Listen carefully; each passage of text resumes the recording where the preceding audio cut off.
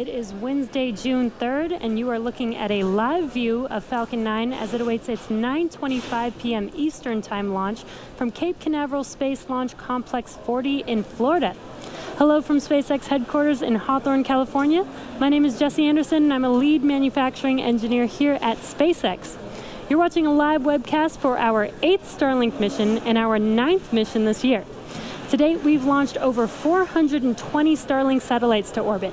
As a reminder, Starlink is a constellation of satellites that can provide high-speed, low-latency internet all over the globe, particularly in remote or rural areas where connectivity is limited or completely unavailable. This latest launch comes on the heels of our historical first launch of humans over the weekend. In case you missed it, we'll give you a quick update on that later in the broadcast. At T-minus 9 minutes, all systems are go for an on-time liftoff this evening. And if for any reason there is a hold on the countdown today, we have a backup launch window opportunity tomorrow at 9:04 p.m. Eastern. You're looking at a live view of Falcon 9, our 70-meter two-stage liquid-fueled launch vehicle, getting ready for launch from Space Launch Complex 40, or SLC 40. This booster will be flying for the 5th time today. It previously supported the Telstar 18 Vantage mission, Iridium 8, and the first Starlink mission, as well as the 3rd Starlink mission. The bottom 2/3 of the vehicle is the first stage. You can see the soot markings from left over from its last flight. And the first stage accelerates the vehicle through the Earth's atmosphere into space with the help of 9 Merlin engines at the base of the rocket. Today, we will be attempting to recover the first stage for the 5th time, which, if we are successful, would be the first 5th landing of a Falcon 9 booster. Today, we are using our drone ship Just Read the Instructions, which was our very first drone ship, and opposed to our more commonly used drone ship, Of Course I Still Love You, since it was currently occupied by our Demo 2 Falcon 9 booster up until last night from this past weekend's exciting historical launch. Just Read the Instructions is currently stationed about 350 nautical miles northeast of the Cape and about 200 nautical miles east of Charleston. Above the first stage is the second stage, which has a single Merlin vacuum or MVAC engine, which ignites after the first stage separates. The second stage is what will carry the Starlink satellites into an elliptical orbit above the Earth's surface. From there, they will use their propulsion system to move up to their operational altitude of 550 kilometers. And Falcon 9 has been loading propellant since T-minus 35 minutes. And as a reminder, we use a rocket-grade kerosene, or RP1, as our fuel, and super chilled liquid oxygen, or LOX, as our oxidizer to power Falcon 9. And currently, RP1 and LOX are nearly fully loaded on both stages, and LOX will continue to be topped off right until the last minute of the countdown. The stack of 60 satellites is safely enclosed inside of the 17-foot diameter payload fairing, which you can see on your screen. That's that pointed structure at the very top of the rocket. This protects the satellites from the aerothermal heating, aerodynamic loads, and contamination during ascent. But once we reach the vacuum of space, we no longer need them, so we will jettison the fairing as the second stage continues on its journey to orbit. We will be attempting to recover the fairing halves today using our recovery ships Mystery and Mischief.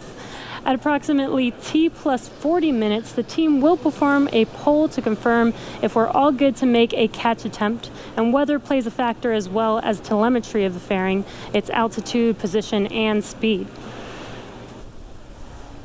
And we were watching some thick clouds earlier, making sure that we are good for weather, just like we did in last week's launch, Demo 2 launch, constantly checking on the weather. But today, we are currently go for weather at T0. So with that, the vehicle, satellites, weather, and range are all looking good for an on-time liftoff just about 5.5 minutes from now. And as I mentioned at the top of the broadcast, we are coming off an amazing weekend with the SpaceX and NASA teams successfully launching the dads, NASA astronauts Bob Behnken and Doug Hurley, to the International Space Station. Our second demonstration mission, or what we call Demo 2, lifted off from historic Launch Pad 39A at Kennedy Space Center on Saturday, May 30th, and 19 hours later docked with the International Space Station. The mission marks the first time a commercially built spacecraft has launched people to the space station, and the first time in nearly 10 years that the U.S. has launched astronauts into space from U.S. soil. The video that you see on your screen is Bob and Doug floating around in orbit, giving us a tour of their Dragon spacecraft, which they named Endeavour to commemorate the huge efforts made by the SpaceX team, as well as a nod to the first shuttle that they both flew on. Demo 2 is an end-to-end flight test from launch to docking to splashdown. It is the final major milestone for SpaceX's human spaceflight system to be certified by NASA for operational crew missions to and from the International Space Station. While Bob and Doug certainly had the best seats for the Demo 2 launch, they weren't the only ones to try their hand at docking Dragon to the space station. We recently released the same simulation that the astronauts trained on in advance of the Demo 2 mission. Head over to iss-sim.spacex.com to give it a try yourself. That simulation, the displays in Crew Dragon, and a bunch of other really cool projects were developed by SpaceX software engineers. Software engineers at SpaceX get to work across exciting projects that drive our rockets, spacecraft, satellites, and ground systems. If you're interested in helping roll out Starlink to the world or taking humanity to the moon and Mars, send your resume to softwarejobs@spacex.com. We will also be setting up a Reddit Ask Me Anything, or AMA, with our software team in the next week or so stay tuned to our social media accounts for details on that. Once Demo 2 is complete, the SpaceX and NASA teams have reviewed all the data for certification. NASA astronauts Victor Glover, Mike Hopkins, Shannon Walker, and JAXA astronaut Soichi Noguchi have been assigned to fly on Dragon's first 6-month operational mission, which we're calling Crew 1, which is targeted for later this year. We are currently 2.5 minutes from liftoff, and Falcon 9 is now moving into the final stages of the countdown. The first and second stages are both nearly fully loaded with 1 million pounds of kerosene fuel and liquid oxygen. Super chilled liquid oxygen, which, as I mentioned earlier, is our propellant oxidizer, is what's creating those white clouds that you see around Falcon 9 when it's exposed to the warmer ambient air. You can see that on your screen there. First stage should finish prop loading, actually already has finished prop loading at T-3 minutes, and second stage is coming up on finished prop loading at T-2 minutes. At T-60 seconds, Falcon 9 will be in startup, and that means that the rocket's autonomous internal flight computers have taken over the launch countdown. Stage 2 LOX load is complete. So with the Starlink payload continuing to be healthy, the F9 teams, Falcon 9 teams are tracking no issues on the rocket. Weather is still looking good, and the range is green for launch. So we are at T-1.5 minutes from liftoff. And again, in about 30 seconds, Falcon 9 will be in startup. What this means is that the vehicle will basically be autonomously making its decision if it will continue with liftoff at T0.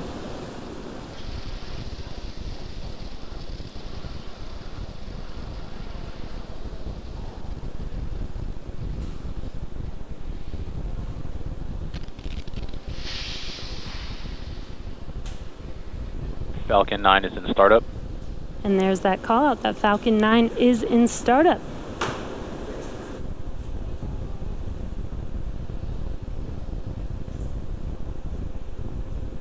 Go for launch. And at T-45 seconds, there was that call out for go for launch. Again, that was the Falcon 9 rocket making that decision autonomously. Now we are T-30 seconds from liftoff of our Starlink payload tonight. So let's listen in and watch liftoff.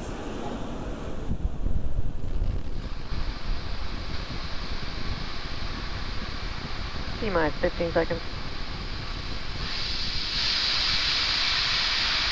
10, 9, 8, 7, 6, 5, 4, 3, 2, 1, 0. Ignition. Liftoff!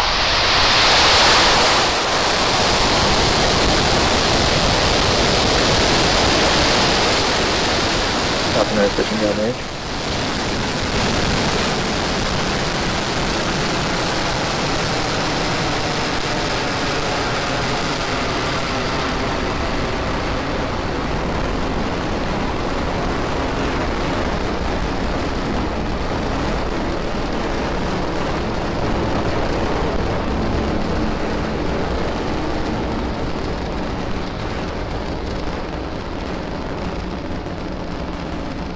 We are T plus 40 seconds into flight, and Falcon 9 has successfully lifted off from Pad 40 at Cape Canaveral Air Force Station, carrying our Starlink payload to its targeted drop-off orbit.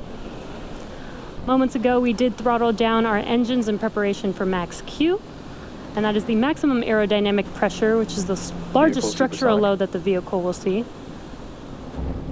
That's coming up here in a few seconds. Max Q. And there's that call out that we have just passed through Max Q. In about a minute, we will have 3 events happening back to back. The first of which will be main engine cutoff, or MECO. This is where all 9 M1D engines shut off to slow the vehicle down in preparation for the second event, which is stage separation. Stage separation is where the first stage separates from the second stage, with the first stage starting to make its way back to Earth for landing, and stage 2 continuing on its journey, with the third event called SES1, or second engine start 1. And that's where the MVAC engine lights up on the second stage and propels the second stage along with the Starlink satellites to its drop-off orbit. We are at T plus 2 minutes and 5 seconds, so we're just about 25 seconds away from those 3 events. Again, that is MECO, stage separation, and SES1, or second engine start 1.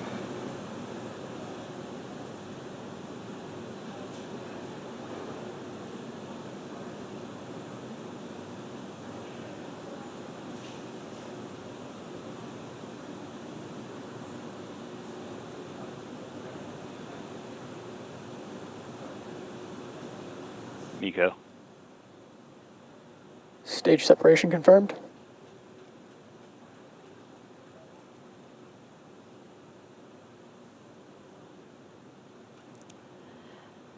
And there you can see on your screen, on the left screen, we had main engine cutoff and stage separation. On your right screen is the second stage MVAC engine lighting up, glowing bright red there. And it is a bit dark on the East Coast, but you can see on your left screen that first stage, those grid fins are deploying. And on your right screen, we have fairing deploy coming up here. Separation confirmed. And there is that confirmation of fairing deploy. Now let's see if those fairing halves can be recovered by our recovery ships, Mystery and Mischief today. Again, we won't have that live. That will happen around T plus 40 minutes, so check in with our social media accounts for updates on those fairing halves.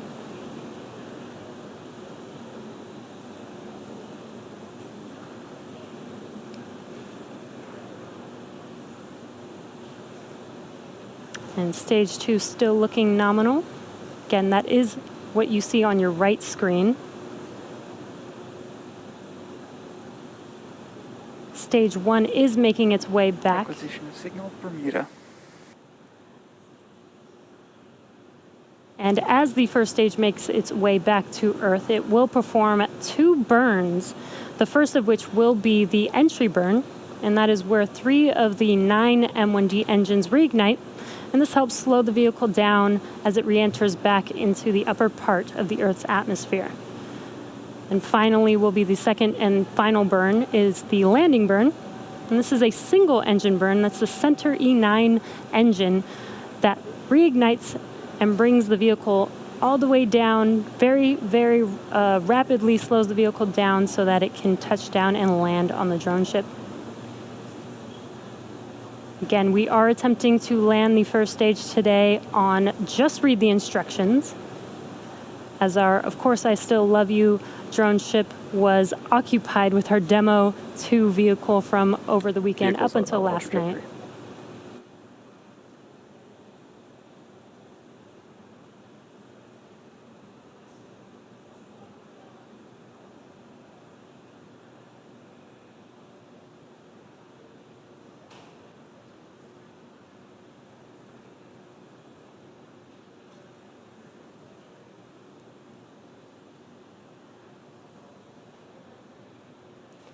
We are at T plus 5.5 minutes. Stage 2 still looking nominal. And first stage making its way back. That first burn, that entry burn, will be coming up in about a minute from now, around T plus 6 minutes and 45 seconds. And that entry burn will last about 20 seconds long. Again, that is to slow the vehicle down as it re-enters back into the Earth's atmosphere.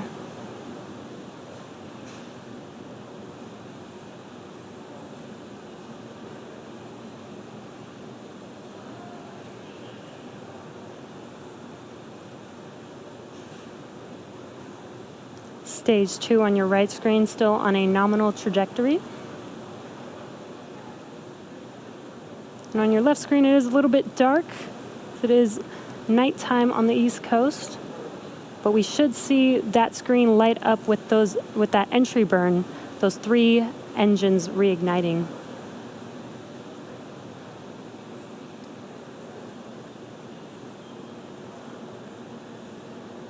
Stage 1 FTS has saved. Stage 1 entry burn is started. And there you hear that call out, as well as a visual confirmation that those engines have reignited. The vehicle continues to follow a nominal trajectory. And stage 1 entry burn shut down. And confirmation that the stage 1 entry burn is complete, as well as stage 2 still looking nominal. If you heard that call out.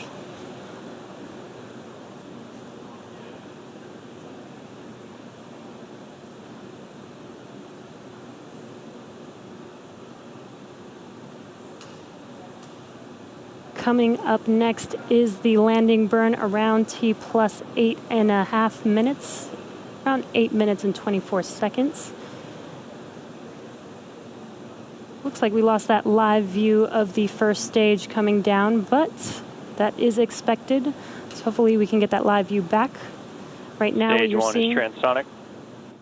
Right now what you're seeing on your left screen is the drone ship just read the instructions. Followed very closely after the landing burn and landing of the first stage will be SECO 1, that is second engine cutoff, around T plus 8 minutes and 58 seconds.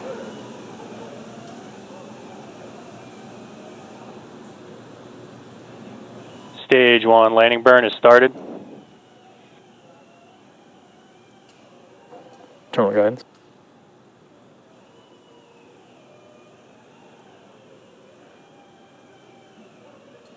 Landing legs have deployed. Stage 2 FTS has saved. And wow, as you saw coming And down, JRTI, we that have first a stage 1 stage landed. Falcon 9. Landing operators moving to procedure 11.100 on recovery 1 and ECF 9. Amazing, that first stage booster has landed for the first time, for the 5th time for a Falcon 9 booster. That is amazing. We're waiting for second stage engine cut off. What an amazing view of that first stage coming down, even though it was dark and night, but those engines lighting up the screen, watching first stage come down was an amazing view. And we heard a call out of good orbit for second stage. Acquisition of signal, Newfoundland. And now that second stage is going to now that second stage is in a good orbit, it's going to coast for a few minutes, and during this time, it will start to spin along its central axis, giving these Starlink satellites the momentum that they need to space themselves out over time after they deploy. So we will take a quick break and return back here at T plus 14 minutes.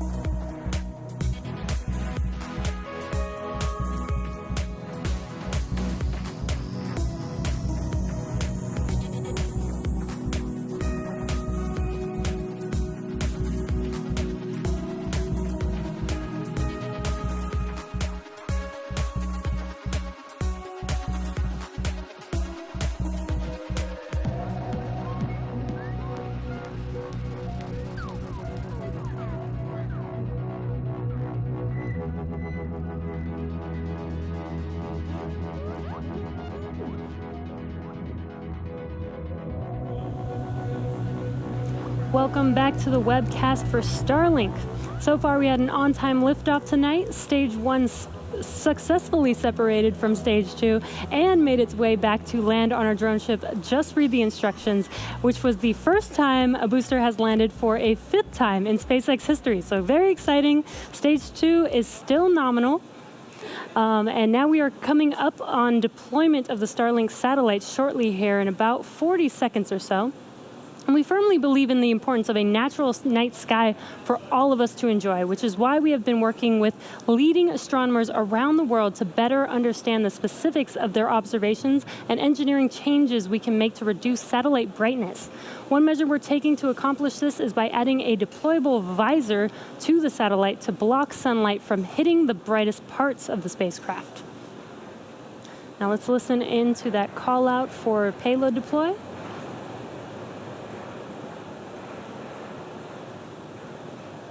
And again, the first unit with the sun visor is actually on this payload right here that you see in front of you.